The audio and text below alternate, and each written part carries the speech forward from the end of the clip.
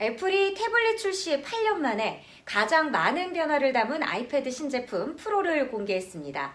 두께가 지난 제품보다 15% 얇아졌고요. 지난달에 공개한 아이폰 신제품들과 마찬가지로 물리적 홈 버튼을 없앴습니다. 아이패드 프로는 아이폰 신제품들과 마찬가지로 안면 인식 기능도 갖췄습니다. 아이패드 프로의 종류는 11인치와 12.9인치 두 가지고 기존에 있던 헤드폰 꽂이를 없애고요. 무선 연결을 추가한 것도 이번 아이패드의 특징으로 꼽히고 있습니다. 가격은 11인치 제품이 $799, 우리 돈 91만 원 정도고요. 12.9인치 제품은 $999, 우리 돈 113만 원 정도에 시작합니다.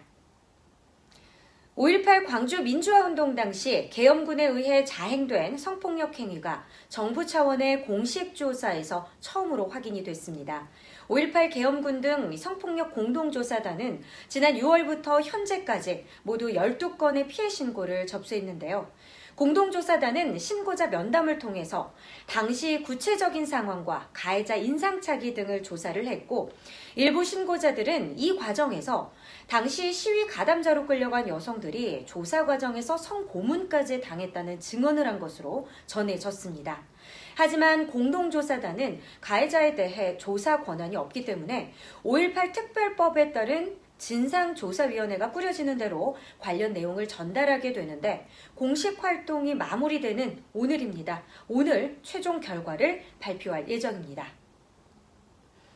대법원이 어제 일제 강제징용 피해자들에게 일본 전범 기업이 위자료를 배상해야 한다고 최종적으로 확정 판결했습니다. 하지만 일본 기업이 실제로 배상을 할 것이냐라는 문제는 또 별개의 문제로 봐야 합니다. 지금 이름은 신일철주금인 신일본제철 측이 대법원 판결에 승복을 한다면 배상은 이루어질 수 있습니다.